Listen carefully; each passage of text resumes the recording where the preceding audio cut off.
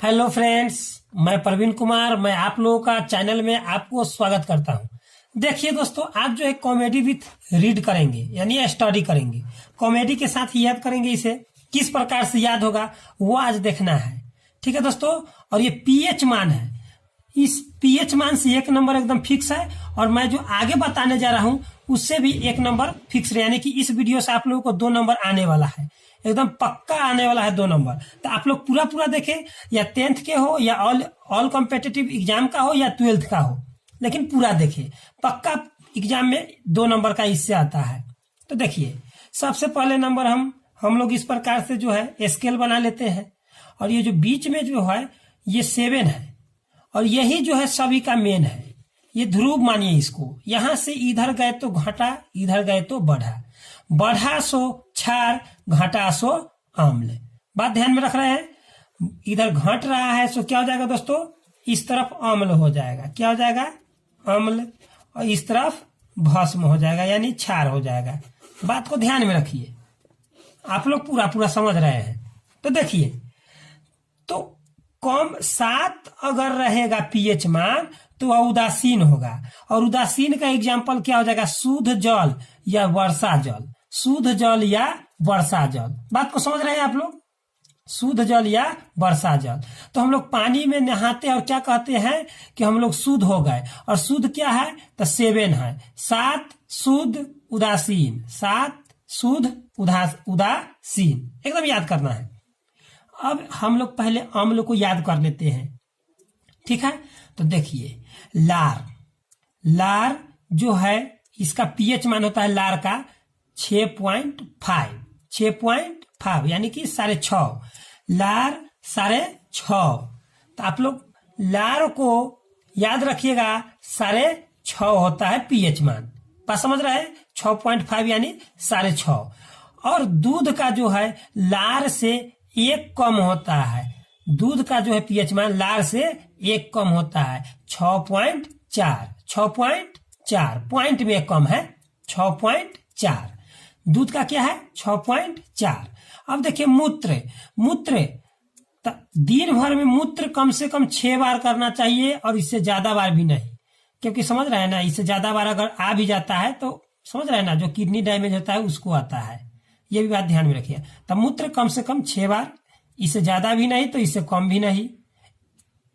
समझ रहे हैं ना, इसको याद कर लीजिएगा, मूत्र 6 बार।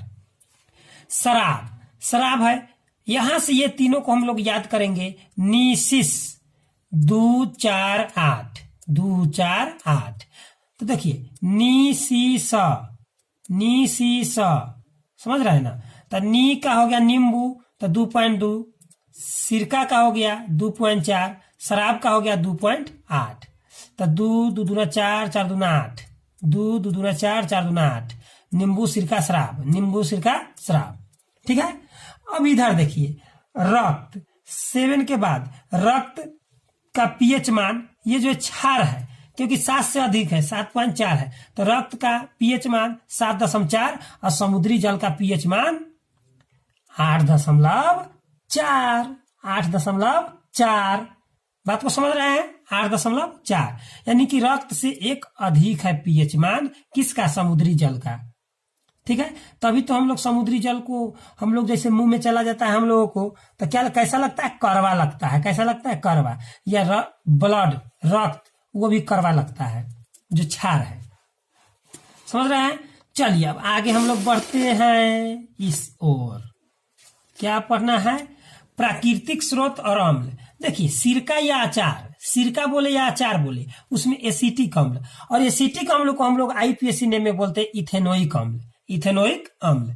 तो सिरका या अचार, समझ रहे हैं ना, अचार वो हम लोग जो खाते हैं उनमें एसिटिक अम्ल होता है।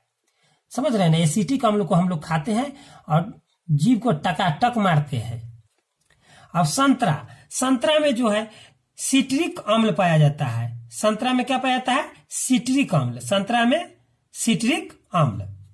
अब इमली या अंगूर में टार्टरिक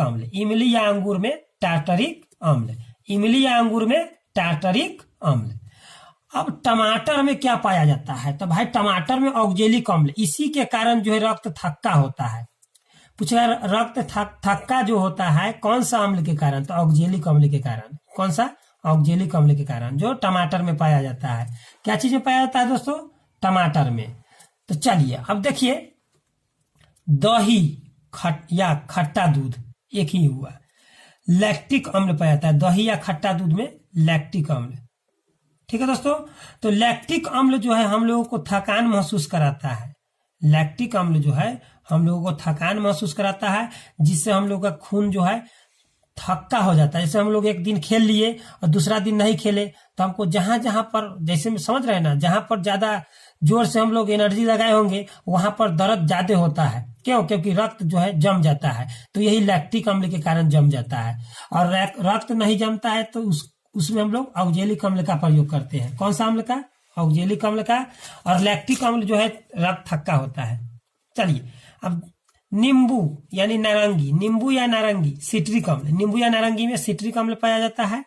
चींटी का डंक में मेथेनोइक अम्ल, जिसको हम लोग फॉर्मिक अम्ल कहते हैं, कॉमन नेम में फॉर्मिक अम्ल और आईपीएससी नेम में मेथेनोइक अम्ल। बात समझ रहे हैं? चींटी में फॉर्मिक अम्ल। चलिए अब देखिए क्या है सो, अब देखने की आवश्यकता है।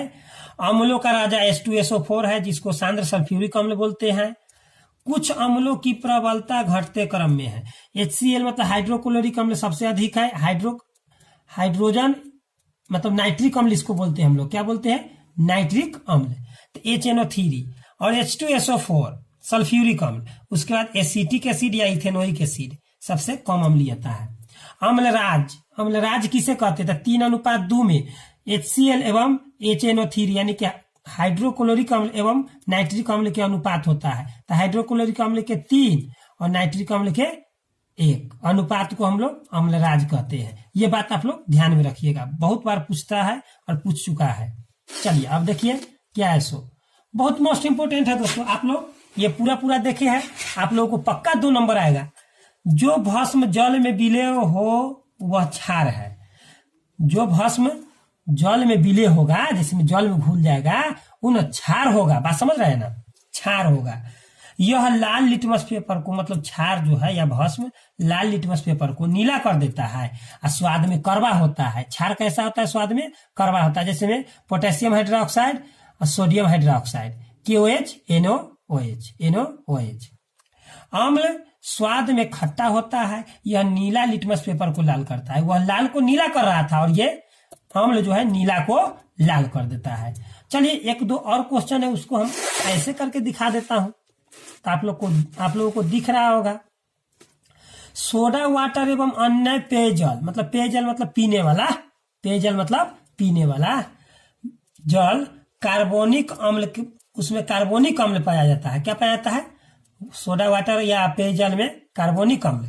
और सेब में जो है मैलिक अम्ल पाया जाता है। सेब में मैलिक अम्ल पाया जाता है। तो दोस्तों आप लोगों को कहां पर दिक्कत हुआ है और नहीं हुआ है वो भी कमेंट करें, और अच्छा लगा हो तो कमेंट बॉक्स में लिखे कि बहुत अच्छा लगा और बहुत नाइस लगा, वेरी नाइस लगा, बहुत मस्त लगा, ऐसे करके कमेंट कीजिए आप लोगों को, तभी तो मैं जानूंगा कि आप लोगों को अच्छा लगा या नहीं। अगर नहीं लगा हो तो कमेंट में लिखे कि हमें यहाँ पर नहीं समझ में आया है, तो मैं समझाऊंगा। और दोस्तों ऐसा ही वीडियो मैं बार बार डालता रहता हूं, इसलिए आप लोग लाइक, शेयर और सब्सक्राइब करना नहीं भूले। और दोस्तों सब्सक्राइब करने के बाद आप लोग वो जो बगल में घंटा है उसको जरूर दबाइएगा, ठीक है?